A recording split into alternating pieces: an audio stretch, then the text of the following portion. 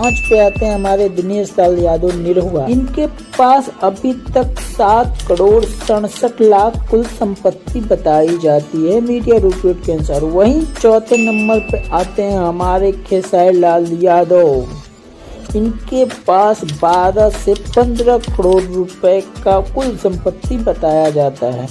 और अब बात करते हैं तीसरे नंबर कलाकार के बारे में, जो कि हमारे रवि किशन जी हैं। इनके पास कुल संपत्ति लगभग 18 से 20 करोड़ बताई जाती है।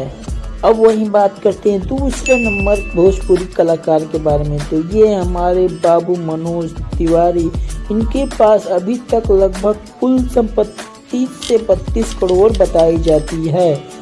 अब वही बात करते हैं नंबर 1 पे आने वाले भोजपुरी कलाकार पैसों कुल संपत्ति के मामले में, तो हमारे पवन सिंह पावर स्टार, जिनके पास